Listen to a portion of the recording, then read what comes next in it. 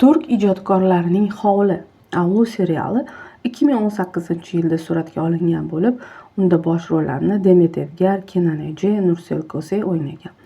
Drama janriga mansub bu teleserial 2 fasldan iborat.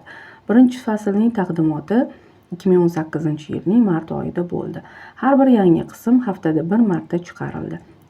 Ikkinchi fasl taqdimoti esa 2018-yilning yozi oxirida bo'ldi.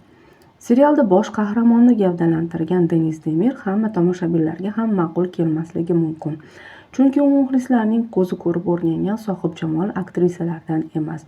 Ammo voqealar rivojlangani sari tomoshabin unga achinishni, dardini his qilishni boshlaydi. Hovli serialining syujeti noodatiy bo'lib, aksariyat voqealar ancha nooddiy vaziyatlarda yuz beradi. Bosh qahramon Deniz Demir unchalik tanilmagan musiqachi Xoqon Demirni sevib qoladi.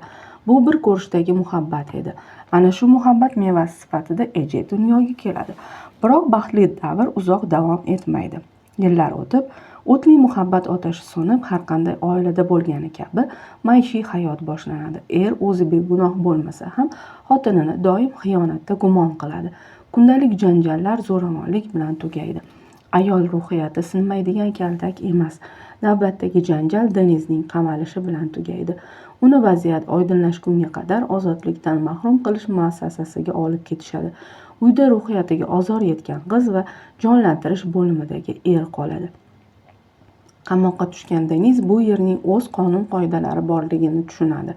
Unga oson bo'lmaydi. Axir qamoqda yolg'iz holda tirik qolish qiyin.